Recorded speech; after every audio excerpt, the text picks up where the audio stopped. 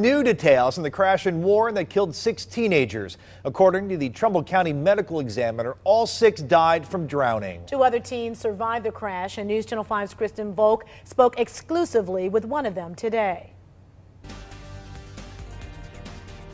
Everybody else was screaming and stuff.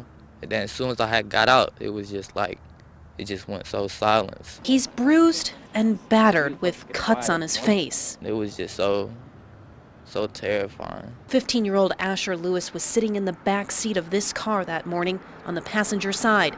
He hopped in to get a ride back to his friend Brian Henry's house, the only other survivor in Sunday's fatal crash. All I remember is her speeding, just speeding. I know she was up past 80. Lewis says he'd never met the driver, Alexis Kaysen, and he didn't know the car may have been stolen. We got on Pine Street, and that's where it all happened. The car, packed full of teens, no one using a seatbelt, approached what's called Dead Man's Curve. I don't know if the car lost control by itself or if she did it on purpose, but all I remember is my head knocking off the window, then me waking up in the water.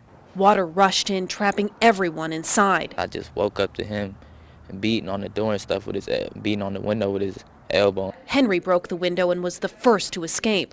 14-year-old Andrique Bennett was sitting on Lewis's lap. I had Bennett try to grab my leg and stuff so I could get him out, but he had just gave up because it was just too much water in his face. Lewis had to leave him behind and swam out behind Henry.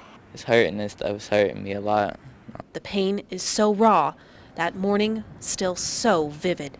It happened so fast. I just wish I could have saved somebody.